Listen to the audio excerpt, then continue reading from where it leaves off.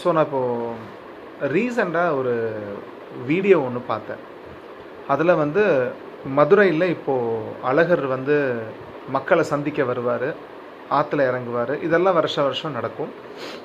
அந்த வீடியோ என்னென்னா, அந்த பொண்ணு வந்து மதுரையில் வந்து அழகர் ஆற்றுல இறங்குற அன்னைக்கு, அழகர் வெளியில் வர்ற அன்னைக்கு மழை பெய்யுது, பாருங்கள் எங்கள் ஊர் எவ்வளோ அழகாக இருக்குது, நாங்கள்லாம் ரொம்ப புண்ணியம் பண்ணியிருக்கிறோம் அப்படின்ற மாதிரி அந்த பெண் வந்து ஒரு வீடியோ போட்டிருந்தாங்க. அவங்க என்னால் நம்பவே முடியல, எங்கள் அம்மாலாம் சொல்லுவாங்க, போமா சும்மா எதாவது சொல்லாத அப்படின்லாம் நான் சொல்லியிருக்கிறேன். பட் இப்போ எனக்கே ஆச்சரியமாக இருக்குது. ஏன்னா மத்தியானம் வரைக்கும் வெயில் அப்படி அடிச்சுது, இப்போ பாருங்கள் இடியும் மின்னலுமாக மழை பெய்யுது.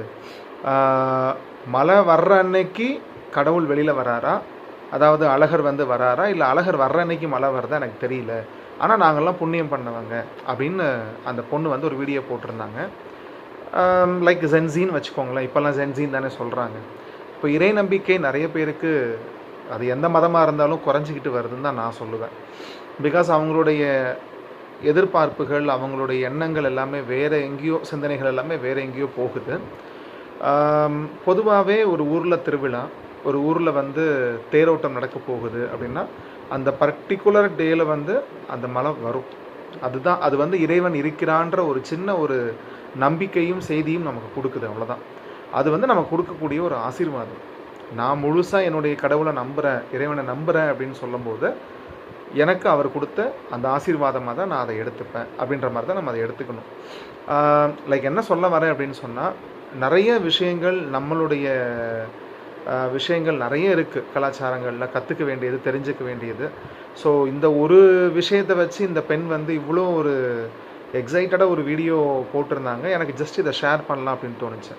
டெய்லி மார்னிங் ஒரு 5 மினிட்ஸ் கூட கையெடுத்து வீட்டில் சாமி ஃபோட்டோ இருக்கும், இறைவா இந்த வாழ்க்கை எனக்கு கொடுத்ததுக்கு ரொம்ப நன்றி, இவ்வளோ அழகான அப்பா அம்மாவை எனக்கு கொடுத்துருக்கீங்க, ரொம்ப நன்றி, சூப்பரான குடும்பம் எனக்கு கிடச்சிருக்கு, அப்படியே அந்த நன்றி சொல்கிற பழக்கம், கடவுளுக்கு தேங்க் பண்ணுறது. சாயந்தரமும் ஒரு முறை வீட்டுக்கு வந்ததுக்கப்புறமா ரிஃப்ரெஷ் ஆகிட்டு நன்றி. ஏன்னா நம்ம நிறைய நன்றி சொல்ல கடமைப்பட்டிருப்போம். அழகான அப்பா அம்மா, கூட பிறந்த தம்பி தங்கச்சி, அக்கா அண்ணன், சொந்தக்காரங்க, பெரியம்மா பெரியப்பா, நம்மளை சுற்றி ஒரு உறவே இருக்கும். சில பேருக்கு உறவுகள் சப்போர்ட் பண்ணாது, பல பேருக்கு உறவுகளுடைய சப்போர்ட்டும் இருக்கும், தொந்தரவும் இருக்கும். குடும்பம்னாலே அதெல்லாம் இருக்கிறது தான். பட் நல்ல குடும்பத்தில் நம்ம பிறந்திருக்கிறோம் அப்படின்னு சொல்லும்போது அந்த நன்றியை நம்ம இறைவனுக்கு கண்டிப்பாக செலுத்தணும்.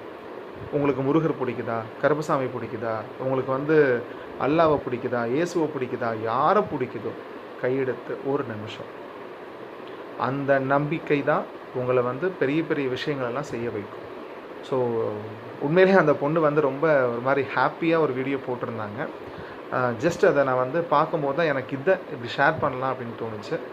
ரெண்டாவது, பேரண்ட்ஸோடைய பிளெஸிங்ஸ் இருக்கும்போதே அம்மா அப்பாவை நம்ம வந்து அரவணைச்சு, அம்மா அப்பாவுடைய அன்பில் அவங்களுக்கு நம்ம அன்பை காட்டி அவங்களுடைய அன்பை வாங்கி நம்ம வாழ்ந்துடணும். இல்லாததப்புறம் நம்ம யோசித்து பார்த்து பிரயோஜனம் கிடையாது. ஸோ அனைவருக்கும் இறைவனுடைய அந்த அருள் கிடைக்கட்டும். கண்டிப்பாக இறைவன் நம்ம எல்லாரையுமே நல்லா வச்சுருப்பாரு, நம்மளாம் நல்லா இருப்போம்.